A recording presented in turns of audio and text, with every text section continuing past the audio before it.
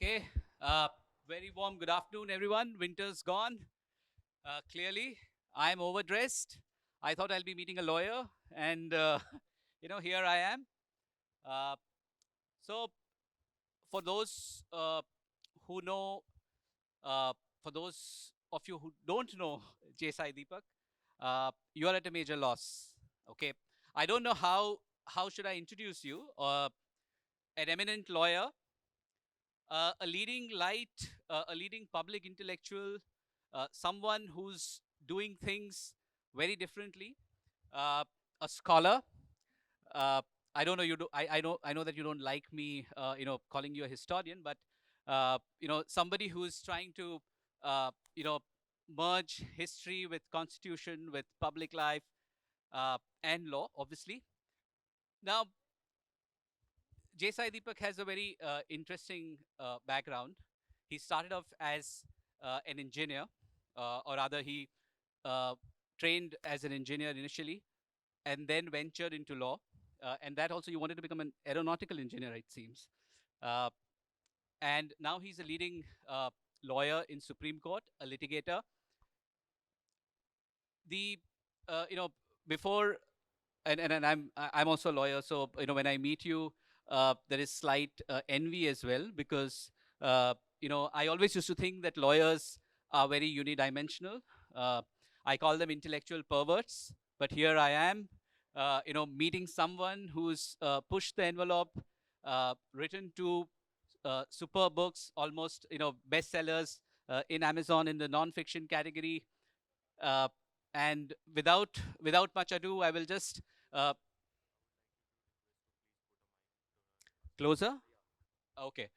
Uh, is it better? Okay. Uh, I hope you missed the intellectual pervert part, right? Okay. Okay. All right.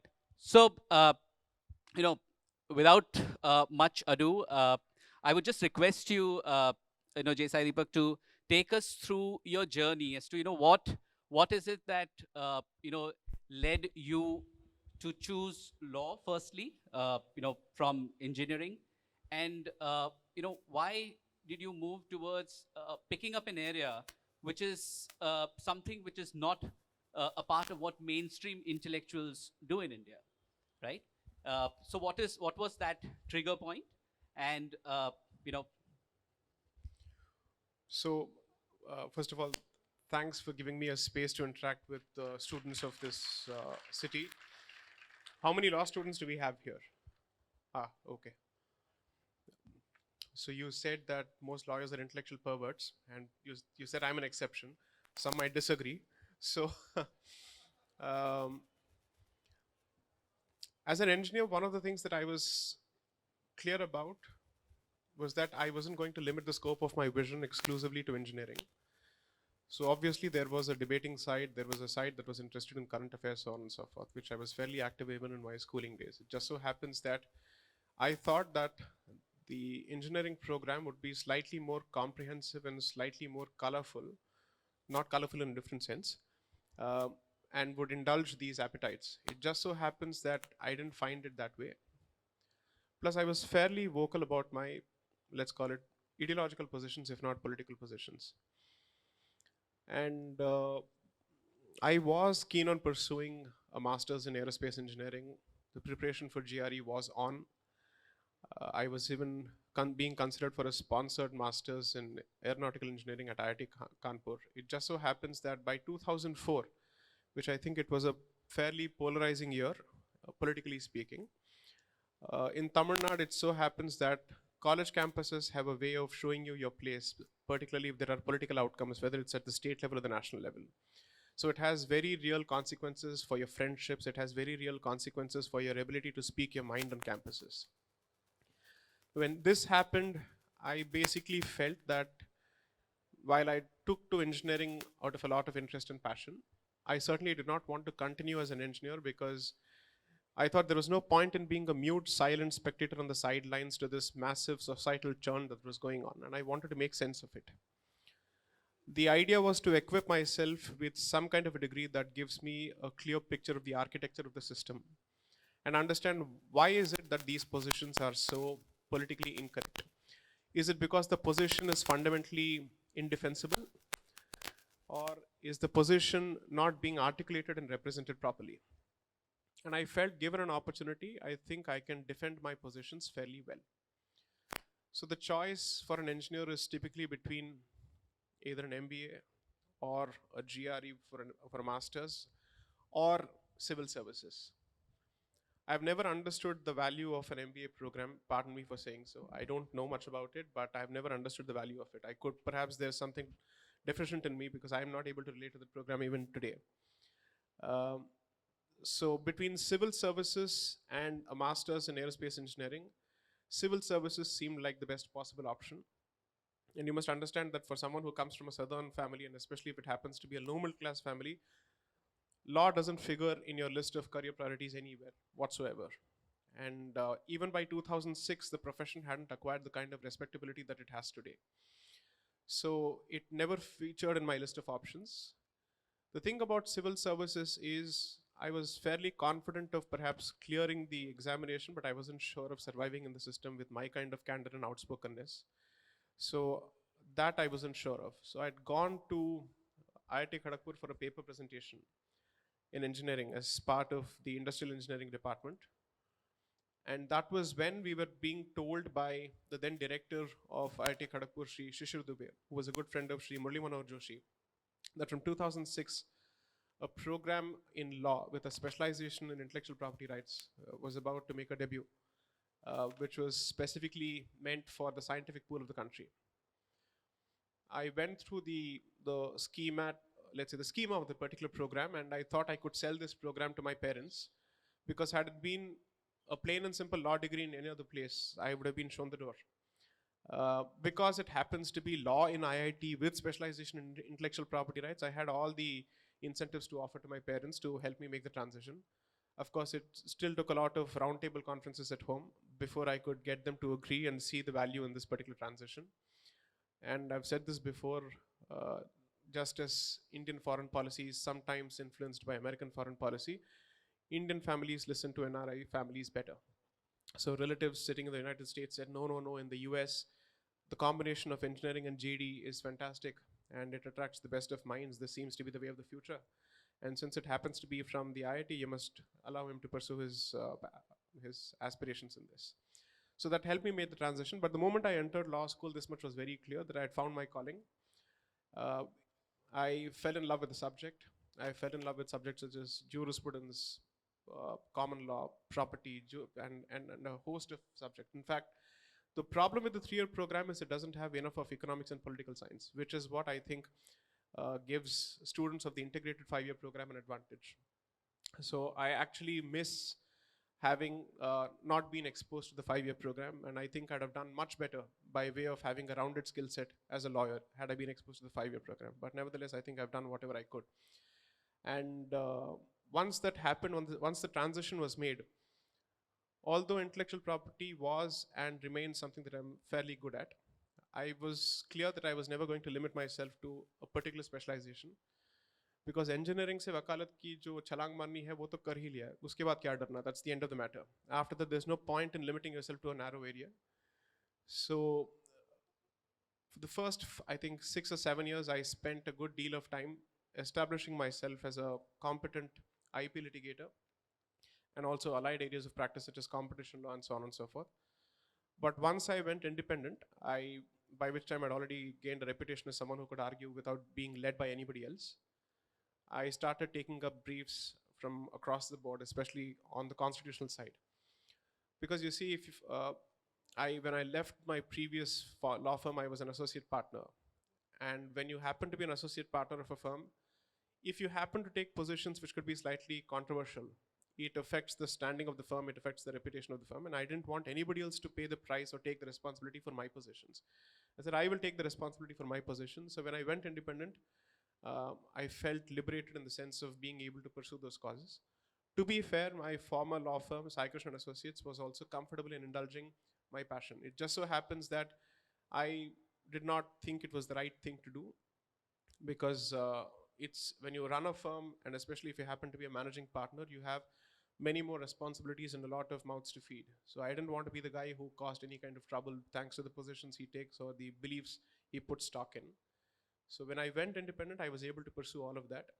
So I've been independent for the last 6.5 years now. June 2016 is when I went independent. During this period, I've had a fairly interesting journey where where I would say intellectual property continues to be about 50 to 60% of my practice.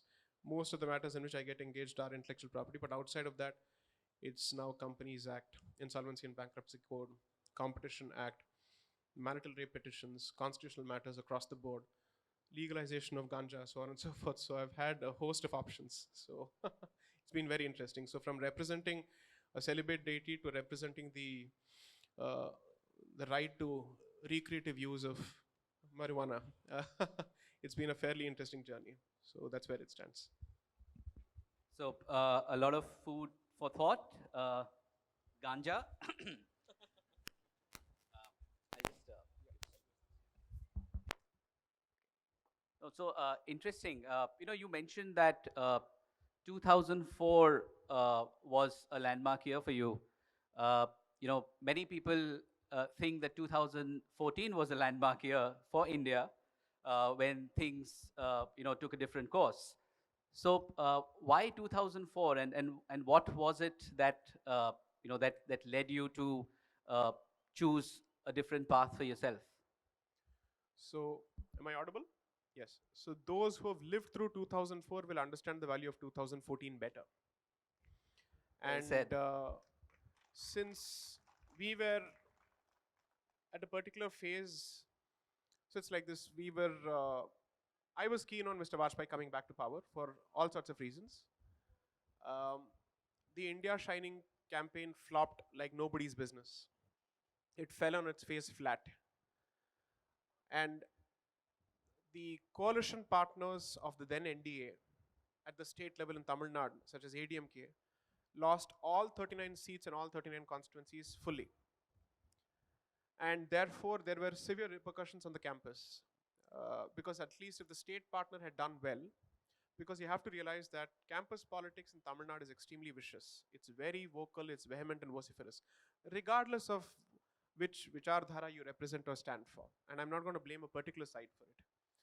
And as someone who certainly took a serious interest in the larger public discourse and who had always been vocal, I had very uh, physical and personal repercussions, which I responded to as well. So I wanted to actually understand the root of the problem better. 2014, in that particular sense, I would say certainly represents a clear shift in the political Overton window of this country. But I've said this before, I don't wish to be the mouthpiece for any political organization because I would rather represent a particular cause than an organization. And therefore, as long as the organization works for that particular cause, I stand by it. But if that's not the case, I'm no more going to be the votary of that particular organization. So my position is very clear. So I'm not an organizational loyalist or a party loyalist in that particular sense. And I don't wish to be attributed with any such motives because particularly when the country doesn't have a decent opposition, which I think is important regardless of who is in power, there must be at least a cross section of people who play the role of the keepers of the conscience. And you can't constantly clap at everything that the government does. I know I'm speaking in Gujarat, I'm very conscious of it. But nevertheless, I think it needs to be said. So 2014, I think, is a very clear shift in the window. Now, there are people who suddenly found their spine after 2014 to speak up on these issues. But people like me have been doing so for quite a long time. In fact, there were times when we had to write under pseudonyms for the fear of being hounded in careers and whatnot. But nevertheless, we came out in the open and we started speaking about these issues because 2011 to 14, I think the churn had already started thanks to what was happening at the central level. Corruption, a host of issues, uh, polarization through appeasement, and so on and so forth. These were issues which had to be verbalized and vocalized. So I think 2014 marks a very clear milestone. I have no problems with it. But I just hope that this discussion with respect to the rediscovery of the roots of this country and civilization isn't limited to scoring brownie points at the political level between two different organizations. It has to be much more meaningful, it has to be more comprehensive, and that means the society needs to take a greater role or play a greater part in this particular awakening movement, is how I would see it. I'm just happy that uh, certain options have opened up for expression of certain opinions which were previously not permissible. A few years ago, uh, I was offered or invited to write for a couple of mainstream publications in the country. I never asked for a space. I sent my pieces because they asked for it. But the moment they realized the tone and tenor was not exactly politically correct, I was given all sorts of administrative reasons for not publishing those pieces, which were solicited by them in the first place. Uh, they were never able to point out if there was any legal flaw. Was it provocative? Was it inflammatory? Was it obscene? Whatnot? Show me a legal basis at the very least. So it has come to a point now where the Indian Express has reached out and has offered a space saying, please write. So that column has started. So I would say that we have come a significant distance from 2004, but there is still a long way to go. And as much as there is a cause for hope, there is equally a cause for concern. And one of the causes for concern is that while the government gets quite a few things right, the government also gets quite a few things abysmally wrong. And there is a serious policy continuity in that particular sense between the previous government and the current government. And unfortunately, we don't have an articulate, sophisticated, clear-minded opposition to take up these issues. So I think it's in that particular sense, I think it's a cause for concern. I wish that either the government listens to its stakeholders in some of these issues, or at the very least, there are other political options which bring them to the notice of the public. Because after a point, it so happens that the quality of public discourse takes a hit when there is nobody to question. And that, I think, should never be the case. For a country like Bharat with diversity of opinions and diversity of options, it should never come to a point that you're left with only one option politically. That should never be the case. And I say this as someone who bleeds saffron. I'm very clear about it. And despite that, my position is that a plurality of options is important. Let's look at it even this way.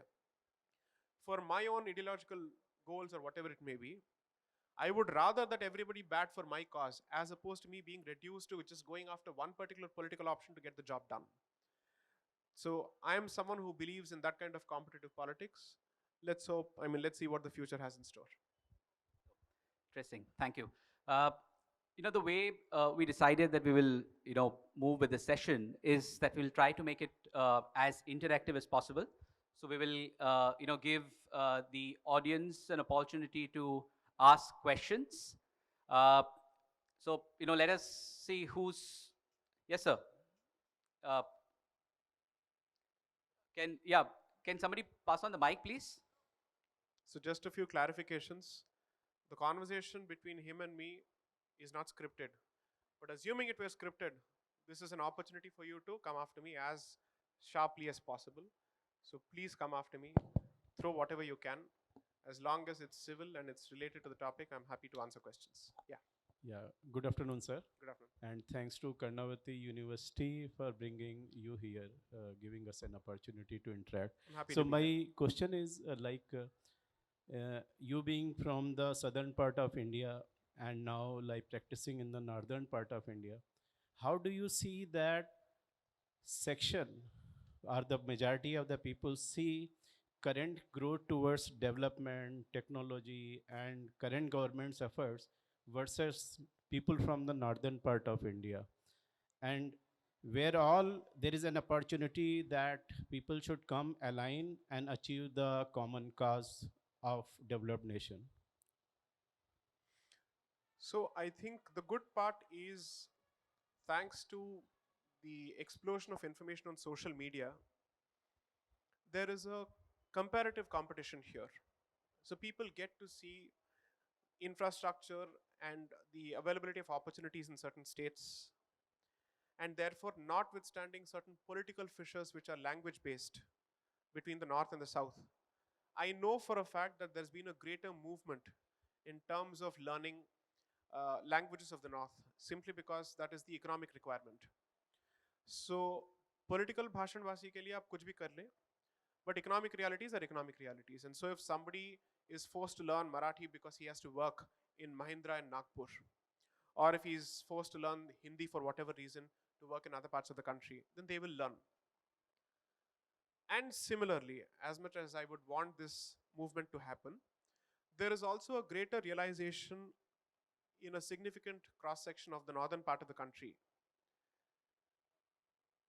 that Hindi need not be spoken by everyone.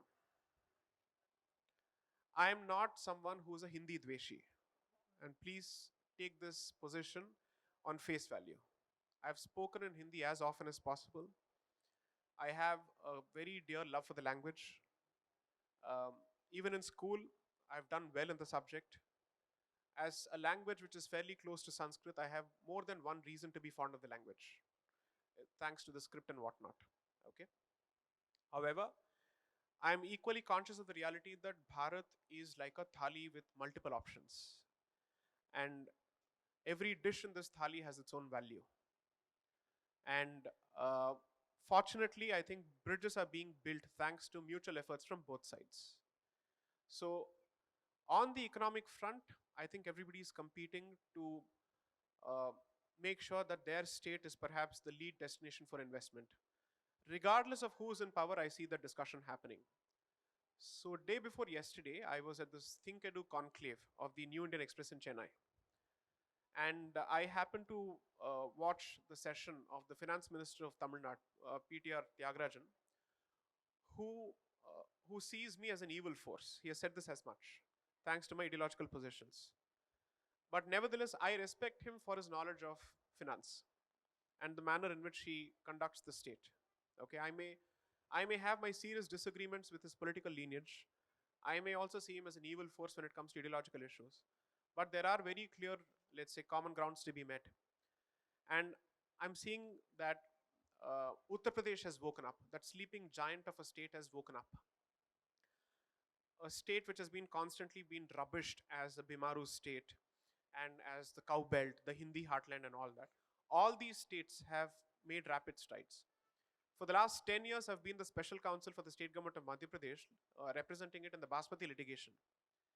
And I know for a fact that on the agriculture front, Madhya Pradesh has done a fabulous job.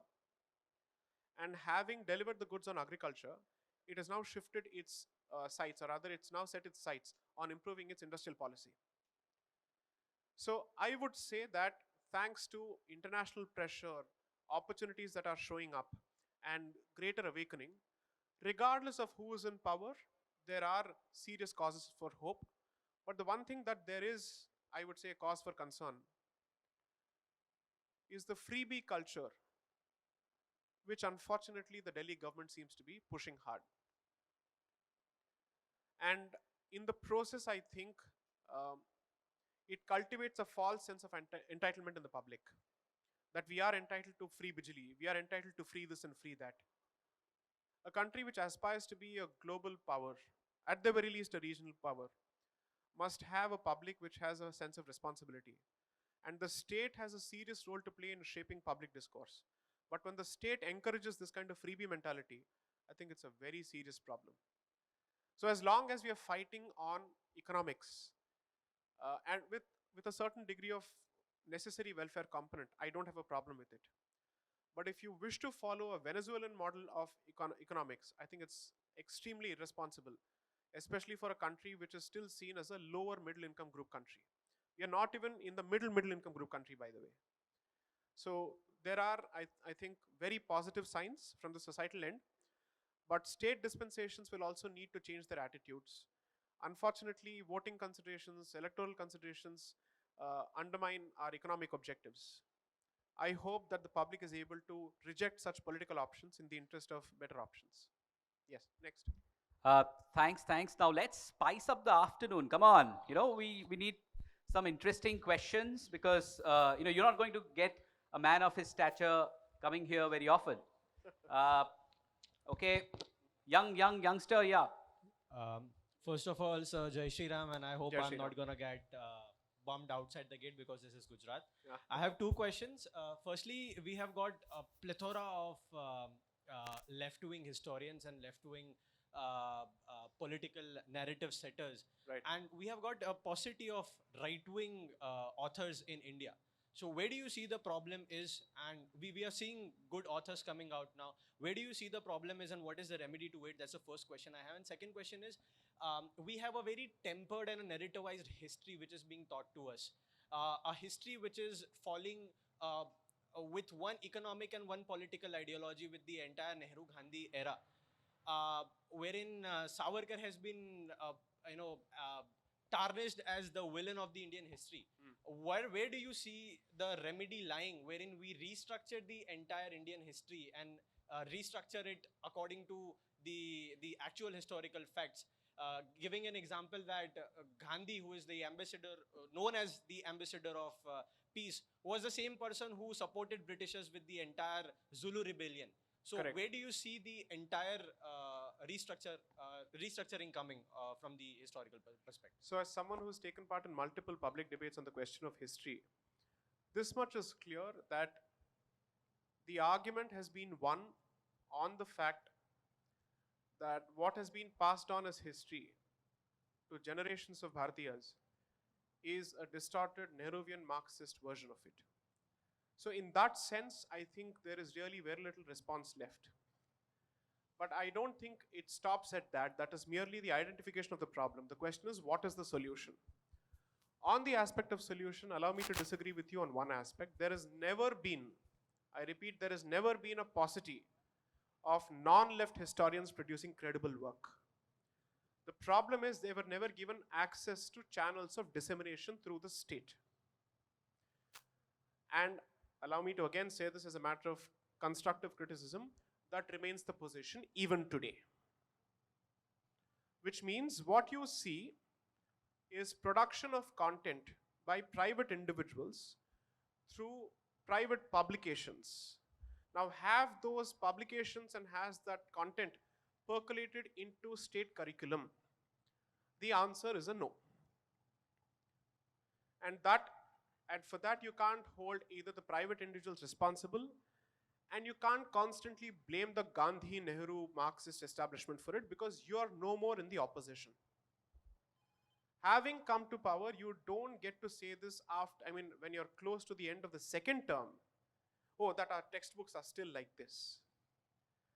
The responsibility for that has to fall squarely at the doors of the center.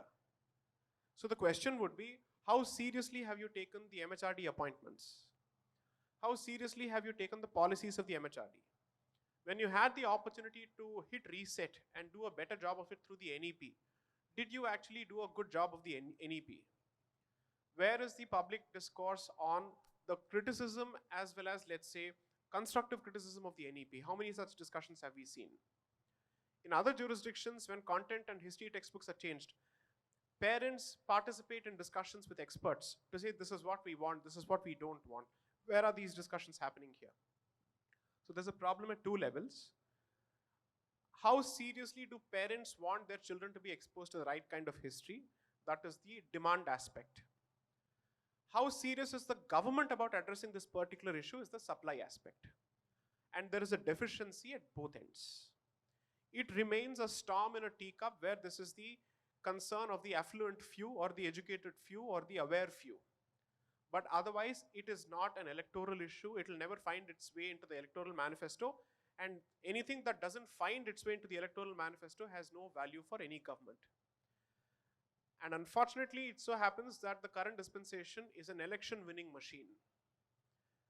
Therefore, it needs to be able to look at certain issues beyond the realm of merely winning elections. If your question was, okay, if the argument was, where are the people producing the content? Well, content is now available. So it's a question of populating the right kind of people in institutions such as the ICHR, the Indian Council for Historical Research. Have you seen any changes in the NCRT? No, because one of the former MHRD ministers took pride in making the statement that we have not changed a single page in the history textbook. And he wanted us to show this as a badge of honor, when in fact it is a badge of shame and a badge of non-performance as far as this department is concerned. So as much as I would want to support the government on certain other fantastic initiatives, I would certainly say on the education front, particularly with respect to history, I don't think they have done the job. It's certainly not up to the mark.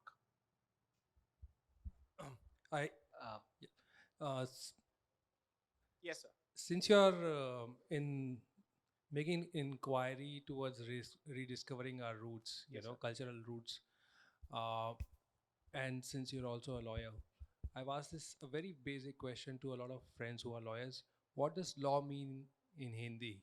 And this question is for you as well as all the law department students. This is question one. Question two depends on how do you answer question one. So, as a non-native speaker of Hindi, I would want to choose between dharma and nyaya. Nyaya is justice. However, I don't know how many people watch this movie, Mulk, by Anubhav Sinha. So at the fag end of the movie, Ashutosh Rana delivers a line, and people in theaters were clapping wildly. I thought, what idiots. Anyways, uh, he basically said at the end of the verdict, फिर से न्याय ने धर्म को चित कर दिया. That was his statement, clearly showing how narrowly dharma has been interpreted, which is it has been approximated and triangulated to religion. If you were to ask anyone who has even a decent understanding of Hindu jurisprudence, nyaya which is inconsistent with dharma is anyaya. There cannot be a concept of justice which is beyond the pale of dharma. And under the Vajpayee government, they had started a commission under the leadership of Sri K. Parasaran on revisitation of the constitution through a dharmic perspective. So what they wanted to do was Bharatiya Karan of the Bharatiya Samvidhan. As usual, it was called Bhagwa Karan. And that project had to be stopped midway. And I haven't seen a discussion on the very same issue come about ever since.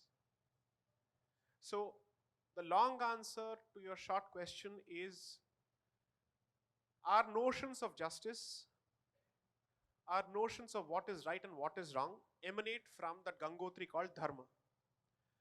And Gangotri itself comes from the Jata called Rita.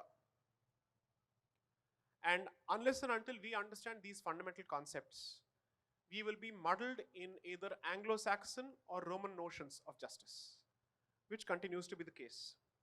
And anyone who understands the history of common law, which is what we constantly call Bharat as a common law jurisdiction, common law has its origins in the Testament, Old and New. It has very clear biblical foundations. In the first book, with authority, I've cited this from their own judgments. So much so that, okay, so we all know the history of the British East India Company to a significant extent. So British East India Company was given an exclusive monopoly or a license to operate in Bharat. Now those entities who indulged in trade and who were not parties or who were not part of the East India Company, British East India Company, were hauled up and sued by the British East India Company in English courts. They said, I have the exclusive license from the government. How can you indulge in trade in this territory when you don't have the license? I'm the exclusive licensee for this trade. In those judgments, I'll tell you what the discussion was. A Christian state cannot indulge in trade with a heathen jurisdiction or a pagan jurisdiction. And a Christian citizen can indulge in trade with a non-Christian state only if it is sanctioned by the crown, because the crown is the protector of the Christian faith. And therefore, those who violated the exclusive license which was given to British East India Company were held guilty on 2 counts. One for violating the exclusive license, and the second for violating principles of Christianity. Both. I've cited those judgments in the book. This is the extent to which common law and Christian, let's say English jurisprudence, is heavily rooted in Christian jurisprudence or Judeo-Abrahamic traditions. Ask most lawyers and they'll be so comfortable saying, oh, we are proud bearers of common law tradition, we are proud torchbearers of Anglo-Saxon tradition. They don't even know how unsecular these traditions are. So they will bat for secularism under the constitution and also subscription to common law, which has unsecular origins at the same time. It is as antagonistic as it can get. What's your second question? I think you've already answered my second question. Fair enough. It's just that the concepts are getting lost, in translation or the wrong kind of semantics. So I think So you've when the answered it. NEP was released, as opposed to asking how do we do a Bharatiya Karan of Indian legal education, there was only one paragraph, and if my memory serves me right, I prepared a representation, para 16.7, where the only question that was asked was, how is artificial intelligence going to affect the justice dispensation system? In the national education policy, where you should have asked whether Hindu jurisprudence, such as the Shad Darshanas, do they find any place as part of political theories and political legal theory education in this country? That question was given a complete go by in such a crucial area. And hence, when someone says this is a very Hindu conscious government, I will always test a government's Hindu consciousness not on the basis of politics, but on the basis of policy. Until Rajniti does not affect Niti, it has really very little consequence. Brilliant. Thank you. Maybe ask one of the students to ask questions. Yeah, please. Sir, Sorry, we'll come sir. back to you. Yeah. We'll come We'll back. come back to you, sir. Good afternoon, sir. Good My afternoon. name is Manav. Jai Shri Ram. Jai Shri Ram. Sir, my question is, in Chinese we say China as China, and in English also China as China. Same goes for Japan, Pakistan, American. Now, you have written a book, India that is Bharat. I can also say India that is Hindustan. India ke itne naam kyun? First. Second question is, sir, until when the batch of being a minority sector, Article 29 and 30 ke kavach mein, the government will give free hands on the protection of this religious minority community, and the government will carry on means governing the religious majority temples. So these are my questions. So one small correction. China is not China in Chinese. Japan is not Japan in Japanese. They have different names. And as someone who's done some amount of reading on this, that's the difference is China doesn't call itself China or using a name that the rest of the world has given it. Bharat constantly calls itself India, and it takes a lot of pride in it. And it feels that the use of Bharat to call Bharat, despite its presence in the constitution, somehow violates our misplaced notions of secularism. During the Constituent Assembly debates, there was a very clear discussion on why not Hindustan, why Bharat, Bharatvarsh, so on and so forth. They finally said, Jambu Dweep is a geographical notion, Bharatvarsha is a cultural notion, Bharat is a political notion. They're very clear about these distinctions. And so they said, Bharatvarsha or Aryavarta effectively represents a cultural sphere of influence.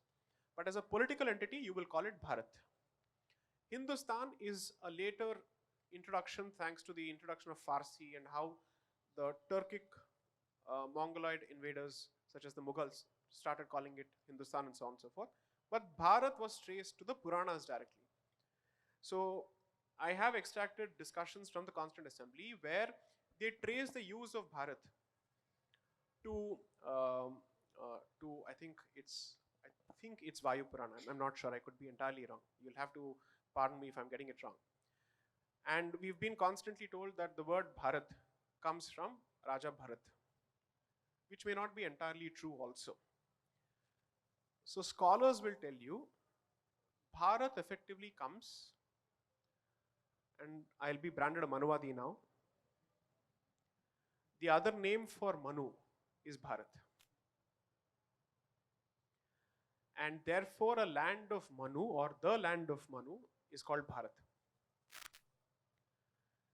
Bharat is not a word, it's actually an acronym. And I happened to come across this where one scholar, rather in fact shared with me authoritative sources to exactly explain where the word Bharat comes from. Any case, coming back to the point, Hindustan is not something that I would want to subscribe to, because I'm asking myself, where does this word come from? It comes from an imposed position from somebody else. What do my sources say are my name, and therefore Bharat is what I would be comfortable with.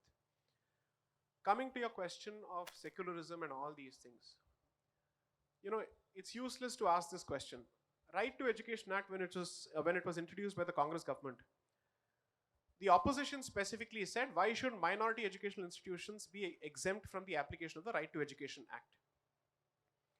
And therefore, if you read the opposition debates at that point, they opposed it tooth and nail, saying this violates the principle of equality. If a societal obligation is cast, saying children until the age group of 14 must have the right to education, and you say that this is a societal obligation, why would you say that this obligation is exclusively only on those institutions which are non-minority institutions?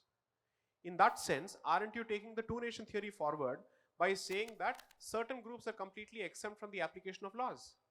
So on the one hand, you have a problem with the special treatment of Jammu and Kashmir under Article 370, but you don't see a problem with the exemption given to minority institutions on Right to Education Act. Now let's come to the political hypocrisy of it. You have been in power for the last 8 years, close to 9 years now. Why didn't you repeal that particular exemption? Who is to blame here? The Congress really has no power today to stop anything that you do. You have the power to bulldoze anyone and everyone. Why haven't you done it? How many Hindu schools and Hindu-run institutions and non-minority institutions were shut down as a consequence of the economic liabilities imposed by the Right to Education Act? There are multiple websites dedicated to this. In Delhi alone, several hundreds of schools were shut. And yet there is no movement on this front. This government still believes that it's a badge of honor for it to showcase the budgetary allocation for minority welfare schemes. Minority Welfare Ministry was set up only in 2006. It was not set up under Nehru. 2006 it was set up. You opposed it when you were in opposition. Did you deem it fit to dismantle this particular ministry in 2014 or at least in 2019? Is this in your list of priorities at least in 2023? No, it's not. It's very convenient to constantly bash previous dispensations. I would say rightly so, bash them for what they have done because we are facing the continuing effects of it. But जब सत्ता आपके हाथ में आ जाता है, आप उसका प्रयोग कैसे करते हैं? पहले टर्म में तो आपके पास you'll have enough excuses to say नहीं इन्होंने इतना गड्ढा खोदा है कि मुझे रोड भरना पड़ रहा है. You can say all of that. आप दूसरे टर्म में भी यही कहेंगे. You can't say that you have enough clout to get the goodwill of the Middle East and all other countries, but you don't have enough clout to make these fundamental changes in your own country. Next. Yes, please. Yeah. Can somebody? Before the session is wound up, I think Sir needs to get a chance. Yes. So we'll come back to him. Yes, please. Yes. Yeah. Okay, can I ask a question? Yes, sir. Please, sir. Go ahead. Okay, thank you very much. I'll come back to you. Yeah. I have got a question which may not be directly related to today's talk, but somehow it fits in. My question is, on what basis people like Prashant Bhushan and his cabal have access to emergency hearings in the Supreme Court? Why this cannot be challenged, and how can it stop? The nature of the legal system is such that all are not equal. These are the realities. And it is not limited to any particular group or cabal. Okay, let's go a step further. How many people who've been involved in a hit and run case have managed to get the same treatment and expeditious hearing that a certain Bollywood actor got? Okay. Unfortunately, the nature of the system is such that it is not what your case is, but who is standing up for you. On the specific question with respect to the cabal that you mentioned, most institutions in this country have been left leaning significantly, And even constitutional institutions are no exception to that default position. That default position has started getting a challenge only in the recent times.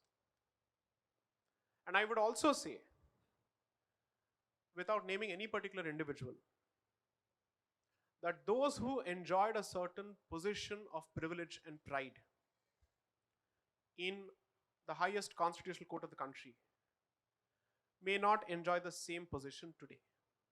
That is also a reality, because the judiciary is also going through a serious phase of introspection and churn. Thanks to the presence of a lot of people who've been working for years to ensure that the balance is set right and everybody has a level playing field. The turning point, I think, was the Rafale case, where perhaps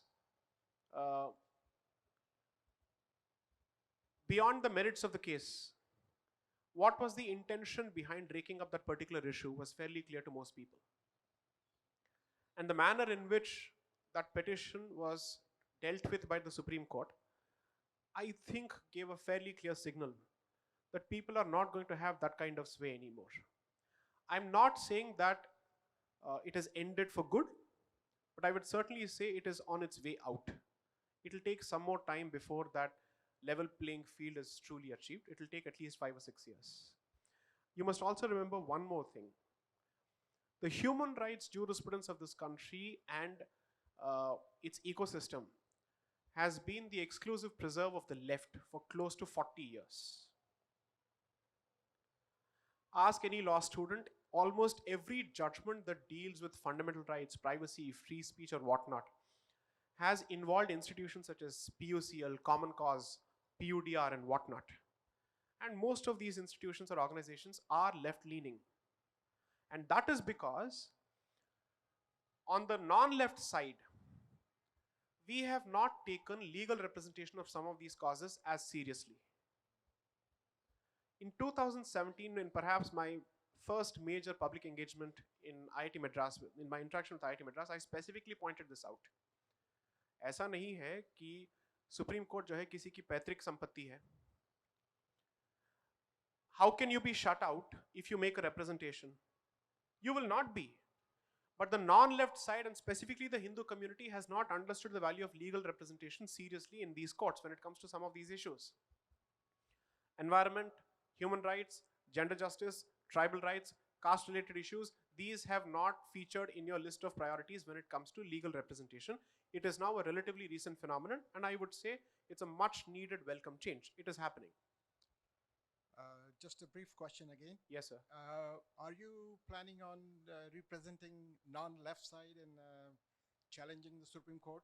Or is there a movement? I don't wish to challenge any institution.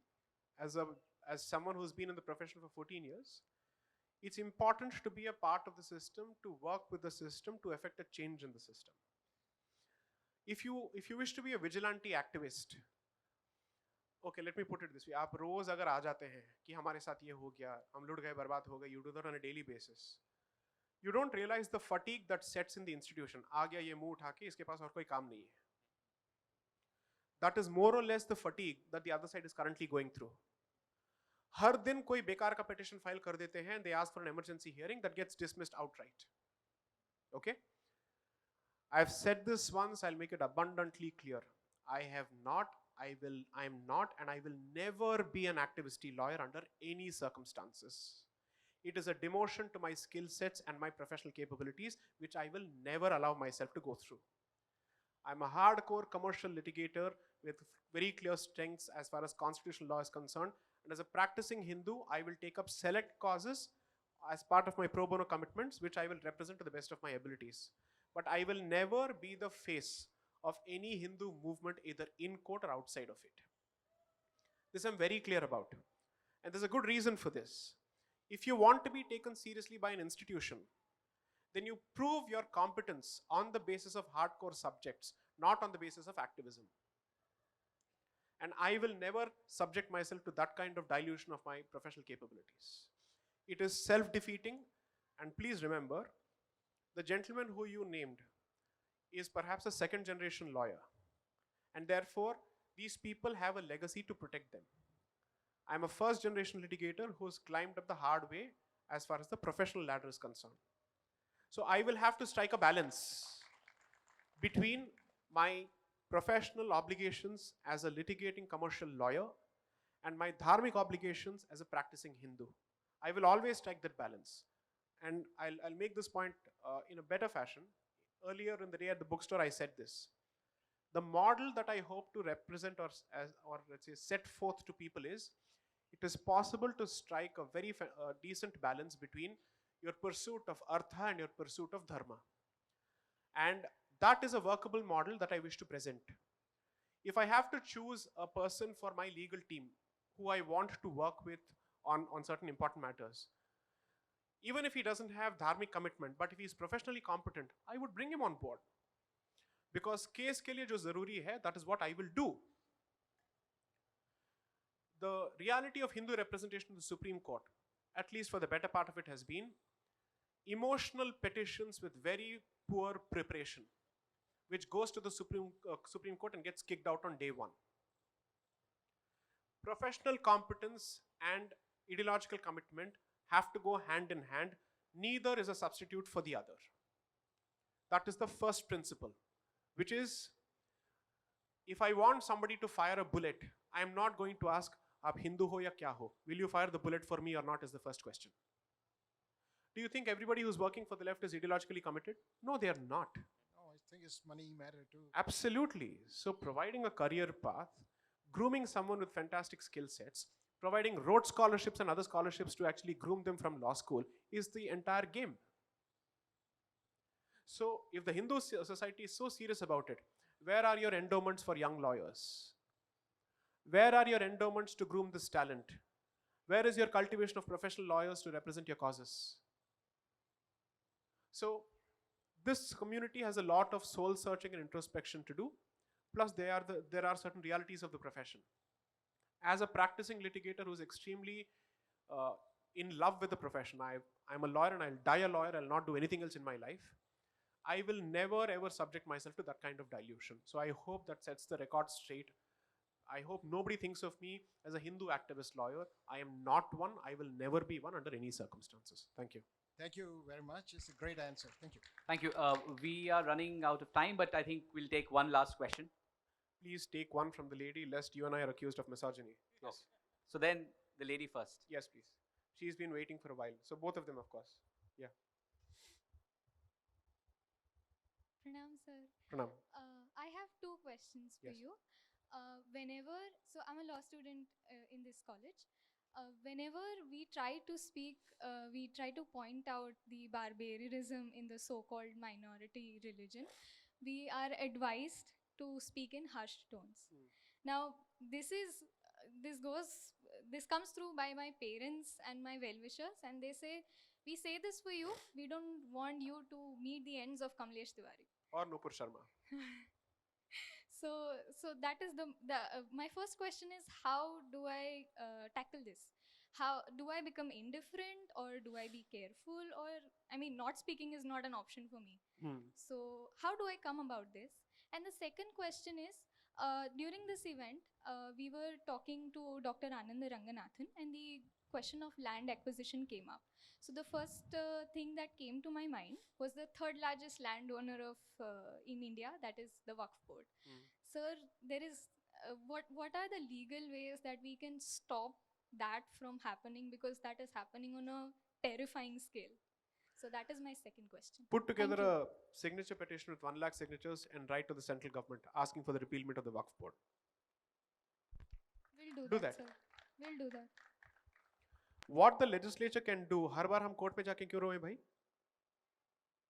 It is possible for the central government to come out with a model legislation on temple control and reduce the extent of state interference. It is possible for the central government to repeal the Places of Worship Act, where 40,000 occupied sites are still under the control of others. It is possible for the central government to repeal the Waqf Board Act, or at least tone down the extraordinary powers that's been given to it. It's possible for the central government to hit reset on Articles 25 to 30 and set the balance right. Everything that a legislature can do with a majority of 303 and more, hopefully in 2024, why should we always go to the judiciary for this? It makes sense for us to go to the judiciary when the Congress is in power. But why are we constantly going to the judiciary when the BJP is in power? Ask this uncomfortable question. It's so convenient to say, court ऐसा है वैसा है. भाई सरकार तो आपकी है, आप क्या कर रहे हैं? Why should a government be given a free pass? I'll see the mischievous part of this particular statement is someone on Twitter is going to say, is he saying that we should vote for the Congress? What's wrong with you? My position is very clear. You have a greater right of seeking account and answers from people who you voted for. So what's wrong with it? Now coming to the first question. You're a Hindu, I assume. Know the power of words. Put faith in the mind. In the last 6.5 to 7 years in my public engagements, I have said a lot of things. And I've still managed to say what I want to, staying within the bounds of legality and constitutionality. Have I held back my punches in any discussion? In any debate? Have I held back my material in the books when I speak of Mughal invasions and whatnot? I have not, right? I have placed reliance on two aspects, tathya and tark, facts and logic. Do not allow your sense of angst or anxiety to overpower your sense of judgment and clarity. Even in the worst of situations when provoked, your training both as an individual and as a lawyer must kick in. That I will fire bullets, but my tongue will always be under my control. And I will never ever lose my balance. And if I get aggressive, it must be control ferocity. Which means the other side must run for cover without knowing how to respond to it. That is not going to happen unless and until you have both research and the power of argumentation and articulation in your complete control. So, since you're a law student, work on sharpening the mind. It will automatically lend sharpness to your tongue. Focus on ensuring that you're never ever losing your sandarsh, your sense of objectivity. And equally be aware of the flaws in your own position. Don't buy into your BS so much that you're not able to see through the flaws in your position. Be open to the let's say the flaws in your position. It's very important. In which case, the red team and the blue team must constantly be inside your own head. One batting for you, one batting against you. Only then you're preparing for, in anticipation for the opposition that's going to come your way. That lady had a question. Please, go ahead. Piche. I'll end it with you, don't worry. Yeah. Jai Shri Ram. Jai Shri Ram. So my question to you is, you were very vocal about Sabrimala issue. Yes. You actually explained the real reason behind the rituals followed there. Yes. I was following you in every debate and all.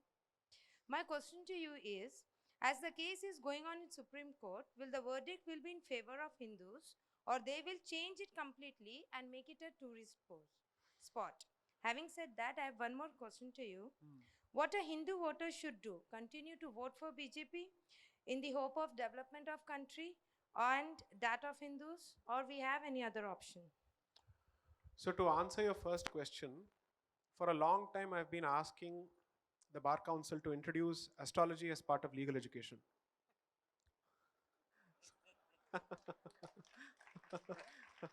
I don't know. I have no idea.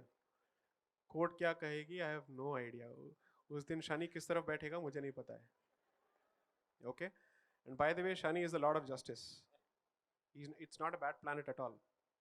It is actually the planet for Dharma, which means for everything that you have done, scores will be settled.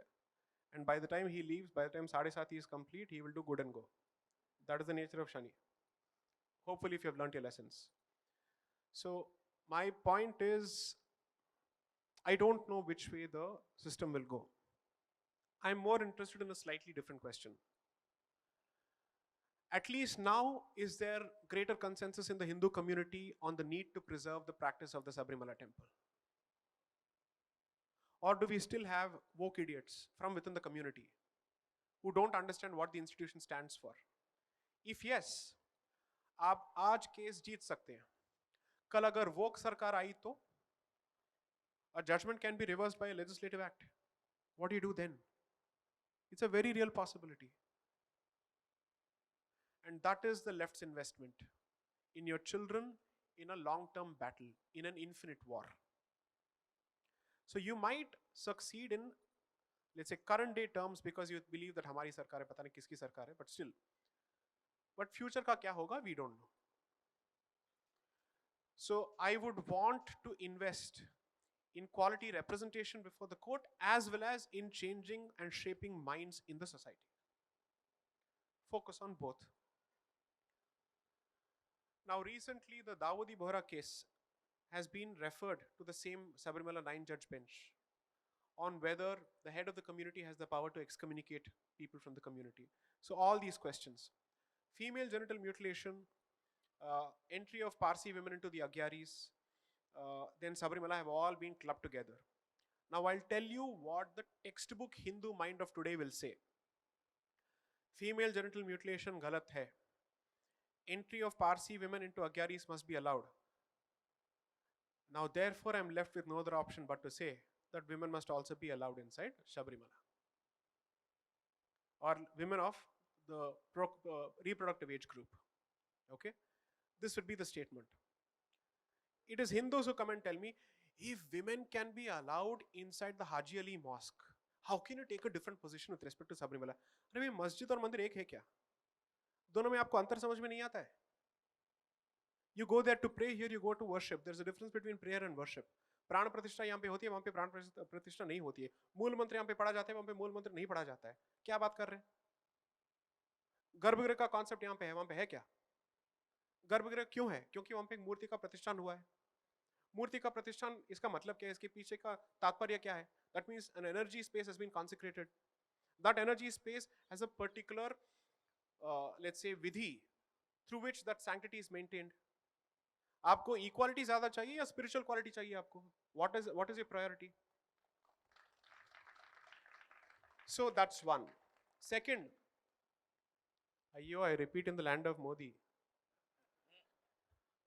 I am not saying go against the BJP. Please. There is a massive troll army sitting on Twitter. पीछे पड़ जाएंगे. लेकिन इतना जरूर कहूंगा, अगर हिंदू हित के खिलाफ या विरुद्ध कुछ होता है, तब मैं जरूर बोलूंगा, चाहे कितनी भी आर्मी हो. And it doesn't make a difference who's in power. Because the logic of Hindu hit will not change. That will remain the same. Coming to the actual reality, do we have other options as on date? No. अगर कांग्रेस में थोड़ा भी रत्ती भर का भी दिमाग होता, which is not possible considering who is the president now, is you would go in the direction of competitive Hindutva. What would you do? आप एक प्रॉपर हिसाब किताब बनाएंगे. आपने हिंदुओं के लिए कहा कि हम ये करेंगे, ये करेंगे. आपने क्या किया है? Congress should ask this question. Instead, they are stuck in the same mold as the Ahmed Patel Sonia Gandhi combination. Both of them representing whatever they represent. I leave it to your imagination. So, they have effectively gone down the path of implosion. They are running towards suicide. Okay. And which is why I think I would agree with what Anand said on a television debate, that the BJP is blessed with a joke of an opposition. मतलब, the thing is, in Ramayana they say, जब भी वाली रण के लिए जाते थे, enemy का जो strength था वो 50% कम हो जाता था. Okay, that was the vardhan that was given to Wali. I think that is the exact blessing that is being given to BJP. that you will be blessed with the joke of an opposition. And that is exactly what is happening. Now, as I said, this goes back to the first point, which means जब सरकार कुछ नहीं करती है हिंदू हित में, पूछने वाला भी कोई नहीं रहा. Now you see how it goes back to the first question, the quality of public discourse. You are entirely dependent, your destinies, your interests, your Hindu hit, everything is tied to one political option, which was not the case in the 50s, 60s, and 70s, because cultural organizations were equally investing in the Congress and the BJP at that time, or the Jansangh at that time. That is what makes sense, because that is the strategy of other communities. कोई भी आए वो पहले क्या करते हैं, हम minority के लिए इतना पैसा देते हैं. Everybody is forced to say this. Why isn't every government under the same compulsion to say हमने हिंदुओं के लिए इतना किया है? Okay, logically speaking, and just apply common sense, can you guarantee that a particular party will stay in power forever? Which is why it makes much more sense to invest in the policy so that it can outlast the existence of a particular government. Because एक बार policy बन गया, उसको roll back करना बहुत मुश्किल होता है. Which is one of the reasons that the BJP government is also struggling to roll back what the Congress did by way of minority welfare schemes. That's their excuse, of course. I'm saying there is some sense to that excuse, although I don't agree with it fully. Article 370 को आपने तो पूरी तरह से roll back कर दिया. At least you've made it an apunsak at this point, right? Why can't you do the same thing with others? So what is the strategy or what is the option left for the Hindu voter? Vote करो, क्या करें? लेकिन सवाल भी पूछो. Clear सवाल पूछो. Don't become a Kavali Mandali. Keep clapping for everything. Then you might as well have a Jamura. Please don't do it. As the Hindu community, which doesn't subscribe to a herd mentality, you have greater obligation because you're a global minority which is facing serious civilizational existential challenges. Focus on that. So whenever you speak of development, remember, you are focusing on development, the other side is focusing on religious expansion. So your priorities are very different. You are going to vote for Vande Bharat. You are going to vote for infrastructure. They are going to vote for minority allocation. So you need to be able to have a bargaining chip which focuses as much on development but equally on Sanskriti, Dharma, Hindu civilization. Because are you comfortable living in an uber developed country with Hindu population being reduced to 50%? That is the question that you should answer. If that is not the case, आप करने के लिए क्या तैयार हैं? Simple question. There is a silent demographic war that's going on through illegal migration. What has the government done on it? Ask these questions. Thank you. Delimitation का जो game अभी खेला जा रहा है, what you're basically doing is, मैं constituency को cut पीट के I'll constantly change the balance. आप कितने दिन ये game खेलेंगे भाई? एक दिन तो तादाद बढ़नी ही है. तब delimitation का game कैसे खेलेंगे आप? You're trying to protect Assam through delimitation. How long will it survive? Ram bharose.